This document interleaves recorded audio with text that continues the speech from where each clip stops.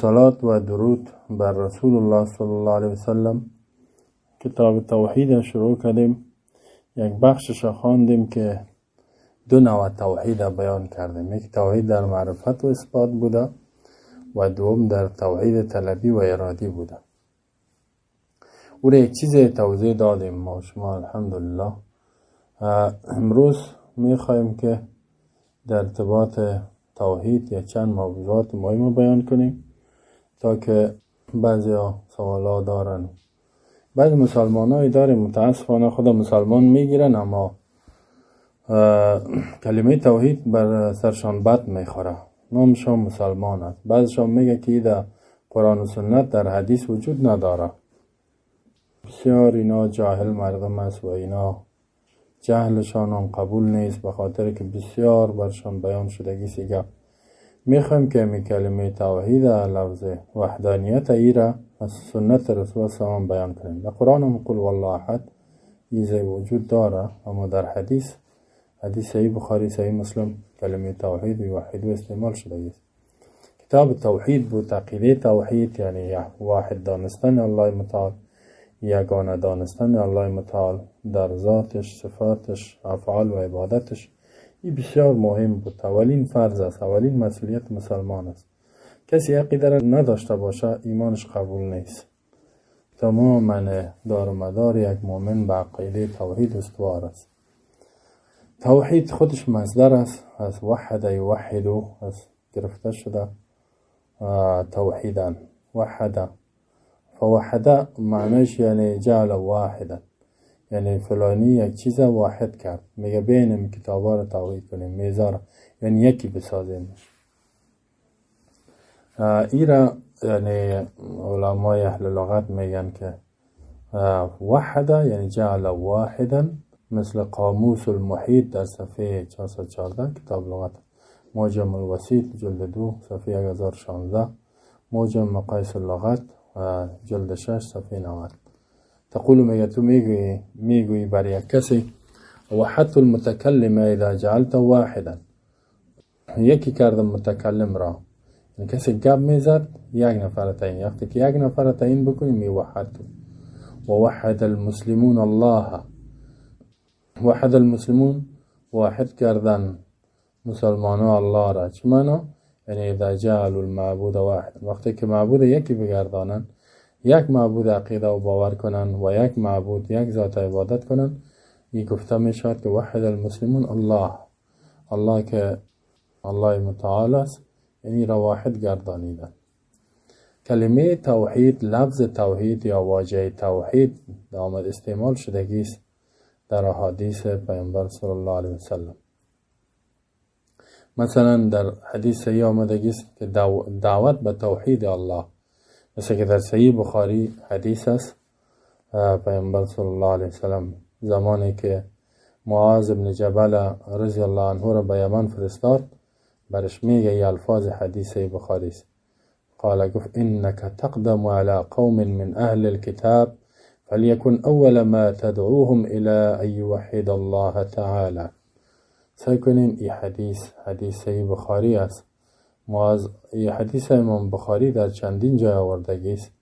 در صحیح خود در حدیث شماره 737، 1395، 1458 شماره ایشه، 1496، 2448 و در صحیح مسلم هم شماره حدیث 19 آمدگی است. یعنی من برام برتان گفتم در اونجا برید حدیث وجود داره.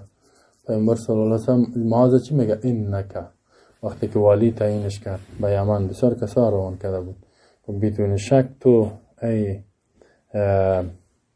معاذ تقدم روبرو میشوی علی قوم من اهل کتاب، میرسی با قوم از اهل کتاب یعنی یهود نصارا و مشرک بودن.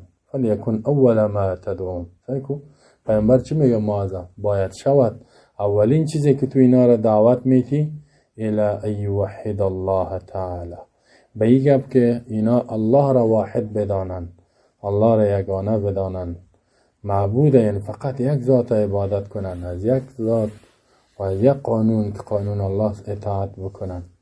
سعی کو یعنی اول به توحید دعوت است. اگر ما میخوایم یک کافر مسلمان بسازیم. یک مسلمان جور بسازیم، صحیح مسلمان بسازیم، باید عقیده توحید برش بیان کنیم. به می خاطر ما کتاب توحید برتان گفتم ضرور است که بیان کنم. با توفیق الله شروع شد که مسلمانای ما شما در جای دنیا، هر کشوری که هست، از عقیده توحید بسیار بیگانه است، زیرا کفار کار کرده مسلمانان رو در شرک انداختگی. سه کلمه یوحدو، وحد استعمال شده در حدیثی. یوحدو مصدرش توحیده. در روایت دوم از حدیث عبدالله بن عباس رضی الله عنه، این حدیث در یعنی دمی ارتباط کلمه توحید آمدگیست. در دیگر روایتی تا آمده که وقتی که معاذ بن جبل به کشور یمن روان میکرد، یمن در دوران رسول الله فتح شده بود، در چی میگه پیامبر برش؟ قال انک تاتی قوما من اهل الكتاب، تو می پیش قوم اهل کتاب یهود نصارا، فدعوهم، دعوت بده اینا را. یعنی والی که در جای می رود، در یک منطقه مقرر میشه، در رأس کار والیا و رئیس حکومت می است که فدعوهم الى شهادت الله اله الا الله. سیکو در اونجا گفت که فلیکن اول ما تدعوهم الى یوحد الله، اولین چیزی که تو دعوت میتی توحید الله است. اینجا میگه او توحید چی است؟ شهادت الله اله الا الله، یعنی عقیده کردن، باور کردن و اعلان کردن که غیر از الله دیگه معبود بر حق که ذاتش عبادت شود و قانونش اطاعت شود وجود نداره. و انی رسول الله، و دعوتش آمده که من رسول الله است. شهادت الله الا الله یعنی از الله دستورش کتابش اطاعت کنیم. انی رسول الله، سنت پیامبر اطاعت کنیم. سعی کنیم اصل دین می است، منبع دین می است. یعنی از توحید، یعنی همین توحید در عبادت بسیار مهم بوده که یا ایره بپذیرن. این روایت دوم که در صحیح مسلم است و در بخاری هم وجود داره به این الفاظ. خب پس از این فهمیده می شود که توحید شهادت الله اله الا الله بودگیست و هر دو شهادتین ای عقیده توحید یک کسی محقق میشه، ثابت میشه در وجودش. در قول صحابی هم آمدگیست کلمه توحید استعمال شده. صحابی میگه که فاحل رسول الله بالتوحید صلی الله علیه وسلم لبیک اللهم لبیک لبیک لا شریک لک لبیک. یعنی حدیث در صحیح مسلم شماره حدیث 1218 است، در ابو داود 1905 وجود داره. این حدیثه که میگه صحابی میگه وقتی پیامبر صلی حج شروع کرد از کلمه فاحل آواز خدا بلند کرد، رسول الله صلی الله علیه وسلم، رسول الله به توحید آواز خدا بلند کرد. یعنی چی گفت؟ لبیک اللهم، حاضر هستم در عبادت تو خدمت. اللهم یا الله لبیک لبیک لا شریک لک، ما حاضر هستم بر عبادت تو، شریک از برای تو نیست. لبیک، حاضر هستم بر عبادت و خدمت. سعی کنین یعنی تا که در عبادت الله اطاعتش توحید نباشه و قبول نیست. پس توحیدی که الله از ما شما مطلوب است، یعنی خواستگیست، ما رو مکلف کردگیست و در کتاب خود در ده جای امر میکنه، دستور میده و ضدش که شرک اسمانه میکنه. 3 نوع است توحید و این اقسامش که 3 نوع است، یا از قرآن فهمیده میشه و از آیات قرآنی فهمیده میشه. در این باره اگر کسی بگه اقسام توحید ما میخوایم بفهمیم در کجا است، تفسیر طبری رو ببینین، جلد 3 صفحه 214، جلد 4 صفحه 41. اعتقاد ائمه حدیث ابوبکر اسماعیلی صفحه 40، ایمان لابن منده جلد 1 صفحه 179 و همین قسم شرح عقیده طحاویه ابن عز حنفی صفحه 74-88، منتقى من منهاج الاعتدال از برای امام ذهبی صفحه 148، مجموع فتاوای شیخ الاسلام ابن تیمیه اقسام توحید. یعنی بسیار علما در این بخش نوشته کردگیست که انواع توحید 3 گانه است. ما شما در اونجا 2 نوعش بیان کردیم، توحید ربوبیت اسماء و صفات و یعنی توحید اسماء و صفات و الوهیت. ربوبیت اوقدر زیاد بیان نشد به خاطر که 2 قسم گفت، توحید معرفت و اثبات و توحید ارادی و طلبی، توحید الوهیت بود. به خاطر که توحید اسماء و صفات و توحید معرفت و اثبات بسیار علما سرشکار کرده بودن. توحید الوهیت قبلا علما زیاد بحث نکرده بود، به این خاطر اینجا مصنف کتاب توحید 2 نوعش بیان کرد که ما شما دیروز رو خواندیم. خب یکی توحید ربوبیت است، تمام کتابا که بیان میشه، یعنی رب العالمین، الحمدلله رب العالمین. ما شما که در سوره فاتحه صورت حمد اولین سوره نماز که میخوانیم نه، کسی نمازش بدون صورت فاتحه نمیشه. توحید ربوبیت، رب، یا ایها الناس اعبدوا ربکم، ای مردم عبادت کن ربت. رب چه معنی توحید ربوبیت؟ یعنی توحید الله به افعال، الله را یگانه دانستن و یک عقیده کردن که الله یگانه است، شریک نداره در افعالش. کاری را که الله کرده میتونه هیچ کس نمیتونه. افعال الله کثیر، کارهای الله بسیار زیاد است. اعمالی را که الله انجام میده. یک خلق از پیدایش، آسمان و زمین را پیدا کرد، وجود نداشت. ما شما انسان ها، حیوانات، چیزی را که میبینیم مخلوق است. هیچ کس نمیتونه خلق کنه، یعنی از عدم بستی بیاره، نیستی بستی بیاره. رزق، روزی دادن، وقت به وقت بارانا را الله میباراند و باز نباتات و گندم جواری میوه میرویاند. این هیچ کس نمیتونه. این رب میگن. احیا یعنی زنده گرداندن. ما شما را حیات داد.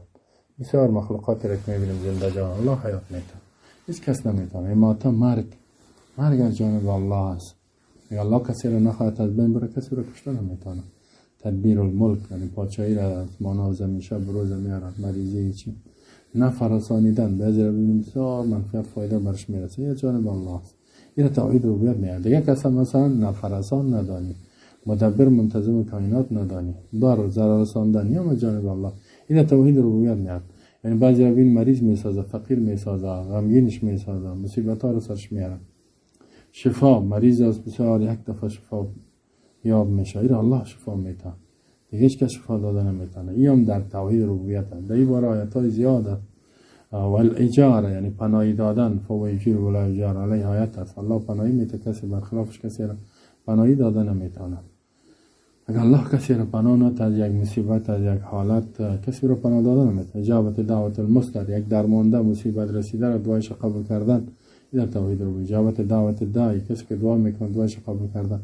یعنی اقسام ربوبیت زیاد است. پس الله واحد است در ربوبیت خود، یعنی در افعال کارایی را که انجام میده.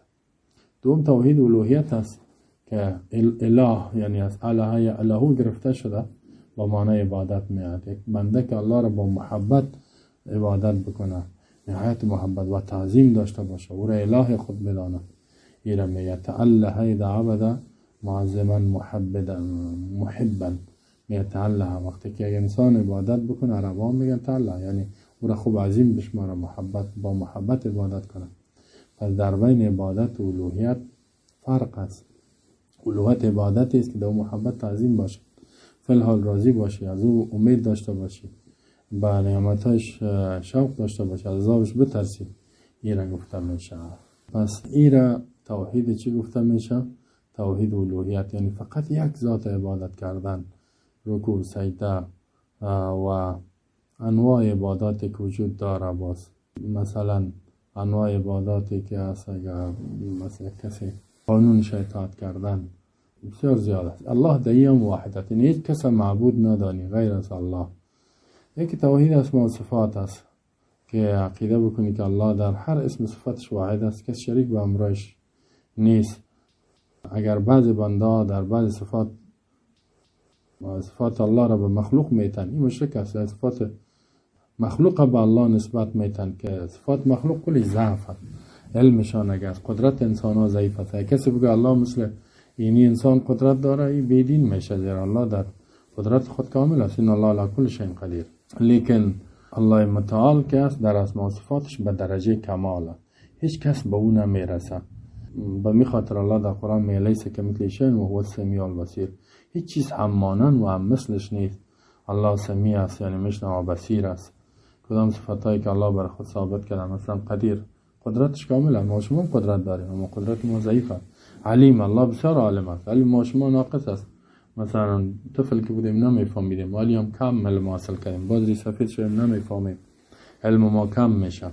اگر دید ما کم است، پیشوی ما دیوال باشه نمیبینیم، وسایل نباشد، دید ما محدود میشه، شنوایی ما محدوده. الله هر چیز میبینه، هر چیز میشنوه، به هر چیز قدرت داره، به هر چیز علم داره. یعنی صفات الله که است به درجه کمال است. این سه نوع توحید عام علما بیان میکنن و میخاطر ما ایره دوباره یعنی انواع توحید که گفتم، چون که در کتاب شیخ که از در کتاب فتح المجید دارمش بیان کرد، توحید معرفت اثبات و توحید الوهیت. به خاطر که توحید الوهیت مردم کم بیان میکنه و انواع توحید الوهیت که توکل به الله است، خوف است، عذاب الله، محبت به الله، استعانت، مدد خواستن و فریاد به الله، ذبح میکنی اگر ایمان به خاطر الله باشد، نظر میکنی به خاطر الله باشد. و این خاطر امی صاحب کتاب ما شما بخش توحید الوهیت زیاد توجه کرد، از دیگه بخش ها کرده.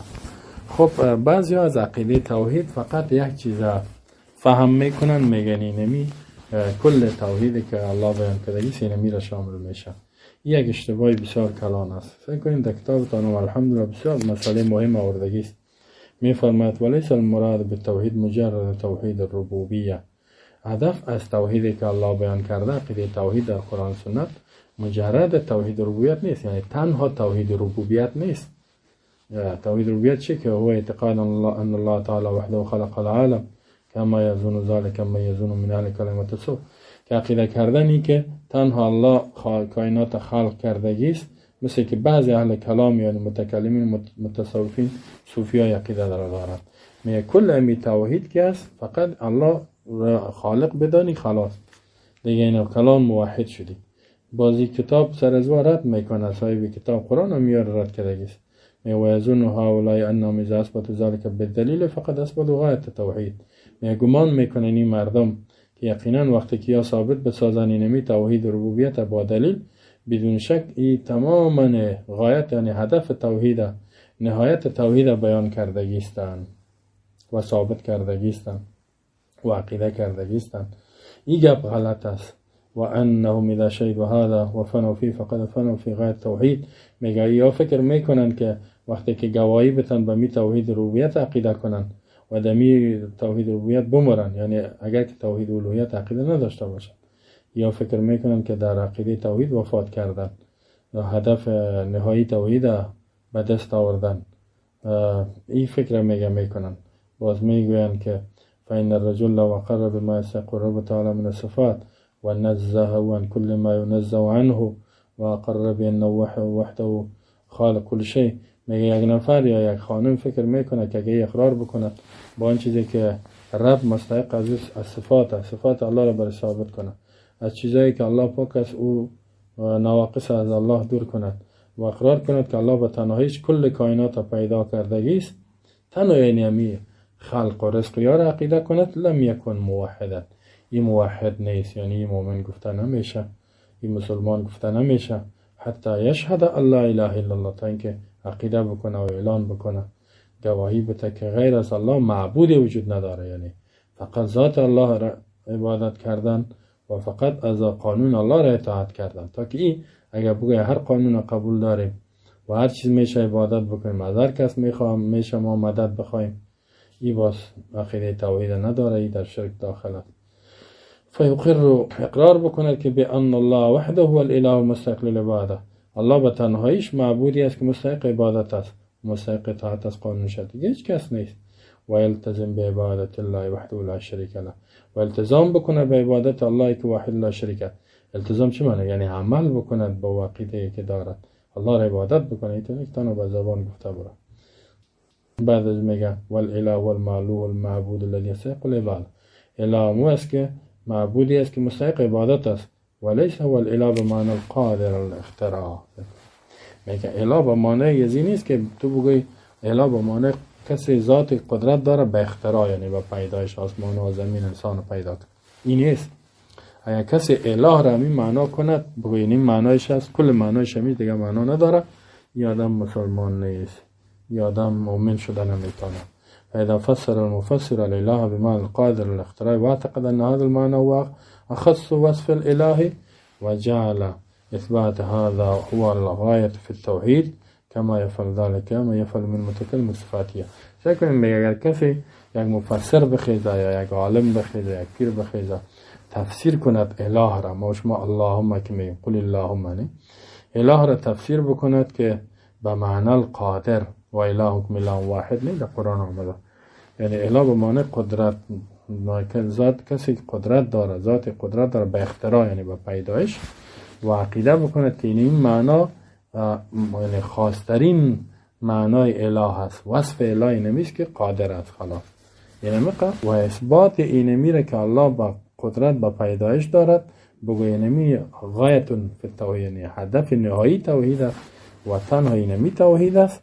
مثل که ایره بعضی متکلمین صفاتیه میگفتن، این میگه که این آدم که است لم یعرف حقیقت التوحید، این مردم حقیقت توحیدی که الله انبیا را روان کردگی است نشناختن و یا مومن شده نمیتونن. متکلمین صفاتیه کی است؟ هو الذی یقولونه هو عن ابی الحسن و اتباعه. ابی الحسن و اتباع ازی کس ابو حسن اشعری علی ابن اسماعیل اشعری بود، صاحب تصانیف بسیار تصنیفا کرده بود. این منصوب به سوی اشاعره متکلمین میگن، یعنی متکلمین کسایی بودن پسان پیدا شدن و صفات الله را تعویل کردن، یعنی در صفات الله پیش خود گپ دادن، عقیده توحید کرد باد کردن. سر از این سه مرحله آمده. ابن کثیر میگه اول معتزله شد. معتزله گروه گمراه است، بسیار آیاتای قرآن و حدیث است، پیش خود معنا را تغییر میدادند خلاف معنایی که صحابه و پیامبر کرده بود. دومش تعویل شد، اهل تعویل است، پیش خود تعویلات میکرد. سومش تفویض، یعنی صفات الله را به الله میسپارید، یعنی معنای ظاهریش هم معنا نمیکرد. اینمی آخر می چیزی که بازی مستقر شده بود تا آخرش مفاوضه بود. کتاب ازی به نام ابانه است، دلالت به این میکنه که این از جمله مفاوضه بوده، یعنی صفات الله را تفویض میسپاریده به الله. میگفته ما این نمیفهمیم چی معناست. اگر که در سال 324 وفات کردگی، سال ما در 1443 قمری هستیم، در 324 یعنی عالم قرن 3 است، داخل قرن 3 اوایل قرن 4 بوده، یعنی 1000 سال پیش زندگی میکرده. اما خوب عالم بوده، اما متاسفانه عقیدهش گډوډ بود. آخر بعد میگه کمی خوب شده بود، که گفت مجموعه مفاوضه شده بود. خب یک فتنه عقیدتی در این قرن 2-3 پیدا شد، یک بحث بسیار جداست انشاءالله با یک وقتی را بیان میکنیم یا مطالعه میکنیم. یعنی سعی کنیم کل از این گپ تا اینجا چی شد. اگر کسی بگه که هدف از توحید و عقیده توحیدی که قرآن بیان کرده و پیامبر و احادیث بیان شدگی است تنها توحید ربوبیت است که الله خالق هر چیز است، دیگه اله را به معنای خالق بدانند، اینا توحید نشناختن و اینا رو ما موحد گفته و مومن گفته نمیتونن. زیرا توحید ربوبیت یا توحید الوهیت به معنای قادر، مشرکین هم عقیده را داشتن. آنچه که عقیده نداشتن این بود که الله را به تنهاییش عبادت کردن، یعنی عبادت خاص به الله بکنن، انواع عبادت ها و تنها از قانون الله اطاعت بکنن، هیچ کس دیگه اطاعت نکنی. این چیز او عقیده نداشتن. شکل کتاب میگه فین مشرک العرب کانوا مقرین بان الله وحده خالق كل شيء. مشرکین عرب اقرار میکردن که الله به تنهاییش خالق هر چیز است و کانوا مع هذا مشرکین، با وجود این مشرک بودن. مثلا کنید الله متعال در سوره یوسف آیت 106 میفرماید و ما یؤمن اکثرهم بالله الا وهم مشرکون. ایمان نمیارن اکثر از اینا با الله مگر اینکه اینا مشرک هستند. چه که در ایمانشان شرک است، یعنی در عقیدهشان شرک وجود دارد. و شرک در چی بود؟ در الله را در الوهیتش در عبادت تنها نمیدانستند. هم الله را عبادت میکنن، هم بتا و مخلوقات، هم از قبرها هم مدد میکنن، هر چیز عبادت. رهبرای خدا را عبادت میکنن، کلانای رئیسای قبیله را عبادت میکنن، هر فرمانش اطاعت میکنن. طایفه از سلف میگه، یعنی صحابه و تابعین، تسأل وقتی که از اینا سوال کنی، علی جمله عبدالله بن عباس و غیره، که من خلق السماوات والارض، از این مشرکین مکه و غیره تا میان از این دوم پرسان که بگه آسمان و زمین کی پیدا کرده؟ نمیگن بتای ما، فیقولون الله، میگن الله پیدا کرده. و هم مع هذا یعبدون غیره، با وجود از این غیر الله را عبادت میکردن. که مشرکین مکه مثلا بتا را عبادت میکرد، آلی این دوار هم ببینیم و خدایشان که هست نه، بعد چقدر شکلهای مختلف جور کردن نور عبادت میکنن.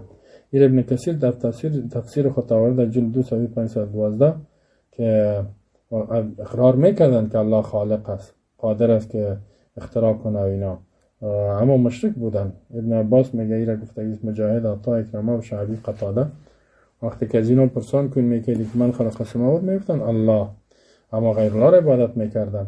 و ایره قرآن هم بیان کرده در بسیار آیات ها. مثلا در سورت مومنون که شما ببینید آیات های 84 تا 89 را سعی کنید. در اینجا الله میفرماید قل لمن الارض و من فیها ان کنتم تعلمون. قل بگوی پیامبر، یعنی سوال کو از این مشرکین مکه، لمن برای کی، در اختیار کیست؟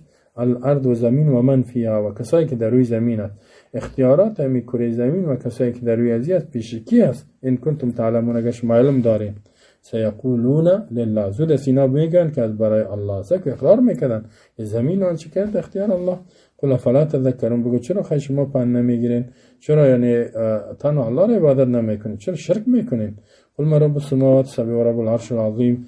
قل بگوی پیامبر از یا سوال که کیست رب آسمان های هفتگانه، یعنی خالق آسمان ها کی است؟ و رب العرش العظیم، و خالق عرش عظیم. و عرش هم باور داشتن. حالا بعض مسلمان ها ما داریم میگن عرش وجود نداره. عرش به معنی ملک و پادشاهی است. سیقولون الله، میگن اینا الله، یعنی سعی کنین این گپ هم قبول داشتن که رب آسمان ها الله است.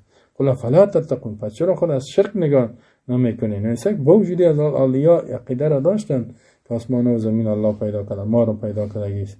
حتی این دیگه آیت سوالشان که میقول بگو من بیدی ملکوت کل شیء و هو یجر ولا یجار علیه ان کنتم تعلمون. کی است به دست از او پادشاهی هر چیز، در حالی که الله پناهی میته ولا یجار علیه، کسی مخالف از او کسی را پناه داده نمیتونه. این کنتم تعلمون، اگر شما علم دارین. سیقولون لله، یاتسم، زود است که اینا میگن از برای الله. سعی کنین پناه دهندم الله را میگفتن، اختیارمند کائنات هم الله را میگفتن. قل فانا تسحرون، پس چگونه گردانده میشن از عقیده توحید؟ با وجود الله اینا را مشرک میگه. عزیز فهمیده میشه که سیک باز کتابتان میگه فلیس کل من اقر بین الله تعالی رب کل شیء و خالق یکون عابدا له. نیست هر کسی که اقرار کنه که الله تعالی رب هر چیز است، خالق هر چیز است، این عابد شود، یعنی او را عبادت بکنه. بسیار مشرکین میگه آسمان ها را، این دوای هندوستان پرسان که میگه خالق آسمان ها الله، سمتان الله را عبادت نمیکنه. اون بتای 4 دسته و 6 دسته را جور کردن، چیزش فیل، چیزش گاوا، هر چیز عبادت میکنن. این یعنی هیچ معنیش نیست که عابد الله باشد دون ما سوا، غیر الله را عبادت نکنه. میکنه داین لو دونه، دانی از الله مدد بخواد از غیرش نخواد. راجین لو، از الله امید داشته باشد بترسد، دون ما سوا خایفا منه، از غیرش نترسد. از غیر الله میترسن، یعنی میاله از بتای خدا نیا میترسن، از جنیات میترسن و عبادت میکنن، بسیار چیزای دیگه. یوالی فی و یعادی فیه، یعنی دوستی بکنن به خاطر الله و دشمنی بکنن به خاطر نه، به خاطر یک کسی دوستی، به خاطر رهبرشان، به خاطر تنظیمشان دوستی و دشمنی با یک کسی میکنن. و یطیع رسول و اطاعت انبیا را بکنن، نه نمیکنن. و یأمر بما امر به، و ینها، امر کنه با آنچه که رسول الله و رسولش امر کردن، منع کنه از آنچه که الله و رسولش منع کردن، یعنی کار نمیکنن. بعد از میگه و عامة المشرکین اقروا بان الله خالق کل شیء، عام مشرکین اقرار میکردن که الله خالق هر چیز است. و اثبت و شفاعت الذين یشرکون به، ثابت میکردن سفارش با او کسایی که اینا شریک کرده بودن اونا را با امر الله، یعنی با بتای خدا. و جعلوا له اندادا، برای الله شریکا و مثال ها و امثال جور میکنن که یا مثل الله میتونه یا چیزی میتونه یا زور داره، مثل که الله متعال این موضوع ازی که بغیر از الله کسای را عبادت میکردن میگفتن اینا شفاعتگرای ماست. این را در صورت زمر بیان کردگی است، آیت 43 و 44. سعی کنین. الله میگه اتخذوا من دون الله شفاعا، اتخذوا گرفتگی است اینا بغیر از الله شفاعا، سفارشگرا، یعنی غیر از الله کسای را عبادت میکنن میگفتن اینا سفارش ما را میکنن، شفاعت میکنه، واسطه میشه، کدام مشکل با ما پیش آید یا گپ ما را با الله پیش میکنه. قل بگو مثل که مسلمانان میگن قبرا که سفارش میکنن، ما گپ با یا میگیم یا گپ ما را با الله میگن. و این هم زور دارن، این هم اختیارات دارن. قل بگوی پیامبر ولو کانوا لا یملکون شیئا ولا یعقلون، اگر که می کسایی را که شما سفارش شفیع گفتین اینا اختیار هیچ چیز نداره و عقل هم ندارن، نه عقل دارن نه اختیار دارن، مثل که مرده هم نه عقل دارن و مرده دیگه نه اختیار دارن. قل لله شفاعت جمیعا له ملک السماوات والارض. قل بگوی پیامبر خاص برای الله سفارش، یعنی سفارش قبول کننده الله است، جمیعا تمام انواع شفاعت در دنیا و آخرت. له ملک السماوات والارض، برای الله پادشاهی آسمان و زمین. حتی یا میگفتن قیامت نیست اگر باشه این بتای ما خدای ما سفارش میکنه ما را خلاص میکنه. الله میگه شفاعت در اختیار الله است. سعی کنین آیات های 39 43 44 سورت زمر، سورت که نام بگیرم اونو باز اینجا سعی کنین. و در سورت یونس ببینین آیت 18 الله میگه که عقیده مشرکین نقل میکنه، با ما شما حکایت میکنه، میفرماید و یعبدون من دون الله ما لا یضرهم ولا ینفعهم، عبادت میکنن اینا بغیر از الله ما چیزایی را کسایی را لا یضرهم که برشان ضرر رسانده نمیتونه اگر اینا را عبادت نکنه، ولا ینفعهم نفع رسانده نمیتونه اینا را اگر عبادتش بکنن. مثل که بعضی ها را ببینی کشورهای کفری را نه که الان رهبرایشان عبادت میکردن و اطاعت میکردن و هر چیزی که اونا فرمان میداد، بعضی مرده ها را مثلا از او مدد میخوان و سجده میکنن برش، نه حتی عبادت میکنن. و یقولون میگن ها اولای شفاعنا عند الله، عقیدهشان چی بود؟ میگفتن اینمی کسا سفارشگرای ماست به نزد الله. در دنیا هم گپ ما را پیش میکنه، آخرت میگفتن نیست، اگر باشه اینمی ها ما را نجات میته. قل بگو ای پیامبر اتنبئون الله بما لا یعلم فی السماوات ولا فی الارض سبحانه و تعالی عما یشرکون، آیا خبر میتین الله را به او کسا و چیزایی که لا یعلم الله نمیدونه در آسمان و زمین؟ هیچ چیز از علم الله بیرون نیست. شما میگین که الله شریک داره و او شفیع و سفارشگر داره، به اختیارات خدا و بعض کسا دادگی است. الله میگه من از این آدما هیچ نمیدانم، نفع علم الله به معنی نیست است، یعنی تو چیزی وجود نداره. شما به چیزی خبر میتین که الله از کسان هیچ در علمش وجود نداره، یعنی هیچ وجود نداره. و سبحانه و پاک است الله از این شریکایی که شما عبادت میکنین با میگنی شفاعت میکنه، واسطه است. و تعالی بلند است اما یشرکون، از کسایی که شما شریک میکنین. و همین قسم در سورت انعام آیت 94 یک چند آیت یعنی آورده ایست. آخری آیت الله می فرماید ولقد جئتمونا فرادا، در روز قیامت الله میگه مشرکین ولقد جئتمونا فرادا كما خلقناكم اول مره و ترکتم ما خولناكم وراء ظهوركم وما نرى معكم شفعاءكم الذين زعمتم انهم فيكم شركاء لقد تقطع بينكم وضل عنكم ما كنتم تزعمون. سیکنین الله در روز قیامت میگه بدون شک قسم از شما آمدین پیش ما انسان ها، مومن کافر که فرادا تنها، خطاب ایجا بر کافر تنها آمدین، یعنی نه مال دارین، نه زور دارین، نه لشکر دارین، نه قوت دارین، نه پول دارین. کما خلقناکم اول مره، مثل که اول بار شما رو پیدا کنیم. اول که انسان از مادر تولد میشه چیز نداره، تا لباس هم نداره. در اون جامعه میتوری یا پیش الله میرن بی لباس در بدنشان نیست. و ترکتم ما خولناکم وراء ظهورکم، الله برشان میگه ماندین، شما اعلا کردین آن چیزی را که ما براتان داده بودیم، نعمتها پشت سرتان در دنیا اعلا کردین، حال پیشتان چیزی هست. و ما نرى معكم شفاعكم، سعی کنین اینا عقیده داشتن که کسایی را ما عبادت میکنیم در روز قیامت سفارش میکنه. الله میگه نمیبینیم ما با امرای شما شفاع، سفارشگرا، الذین زعمتم، کسایی را که شما گمان کرده بودین، دعوا میکردین انهم فیکم شرکا، که اینا در عبادت شما شریک هستند. حالا چی شدن؟ اما بیان شما را نجات بتن.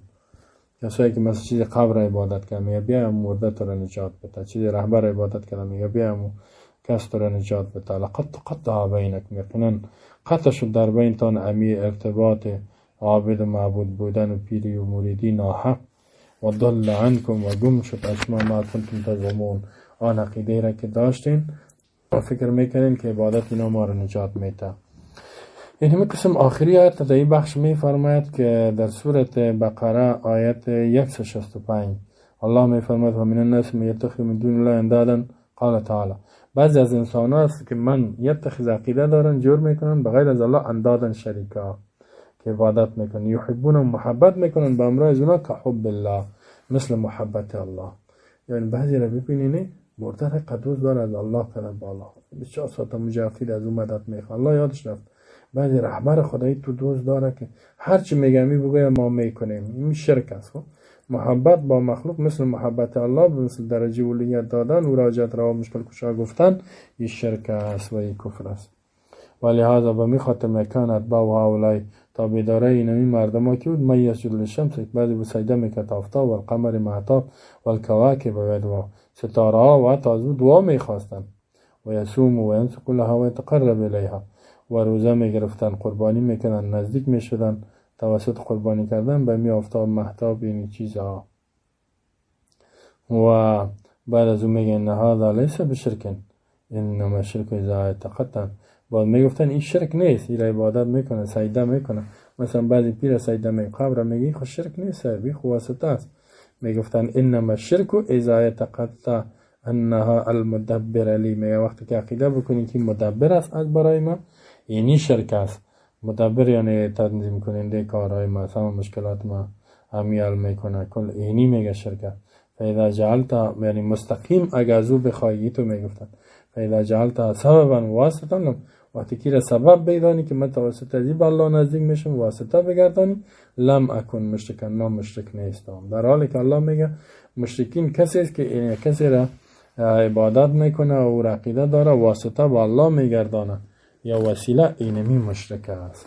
مثل که در قبرها میروند از او میخوان چی میکنی؟ میگه این واسطه به ما میشه و مردگه به مرا به فلا برسان، یا میگه ما به این میگیم به او میگه. این خودش شرک مشرکین مکه است. و من المعلوم بالاستقرار من دین الاسلام ان هذا شرک. میگه از جمله بدیهیات است از دین اسلام که شرک است. الله ما شما را از این نجات بده. پس خلاصه گپی شد که تنها در توحید که ما بیان کردیم این نیست که الله را خالق بدانی و قدرتمند در هر چیز بگویم ما موحد شدم مؤمن و مسلمان شدم. این عقیده را مشرکین مکه هم داشت. و دیگه بگویی که مخلوقاتی را که ما عبادت میکنیم واسطه و وسیله است و در این مشرک نمیشیم. اینجا الله بیان کرد در قرآن و عیسی کتاب ما بود که اینا مشرک هستند. خب درس امروز ما شما عقیده توحید و سنت بیان کردیم. کلمه توحید وجود داره، دشمنی با توحید کفر شرک، ثبوتش در احادیث است، در قرآن اشارتاً در احادیث صراحتاً بود. و دیگه انواع توحید را بیان کردیم که عام جای بیان میشد و گفتیم که هدف از توحید تنها توحید ربوبیت نیست بلکه توحید الوهیت بسیار توحید ربوبیت که الله را خالق بدانیم رازق. این عقیده را مشرکین مکه هم داشتن، با وجود الله از او الله یار کافر و مشرک گفته است. موفق ما یاد باشین. الله عقیده ما شما را خالص به خاطر خود بگردانه. صلی الله علی نبینا محمد و علی آله و صحبه و سلم تسلیما. بسم الله الرحمن الرحیم. دوستای عزیز درس گذشته را ما شما خواندیم. درس اول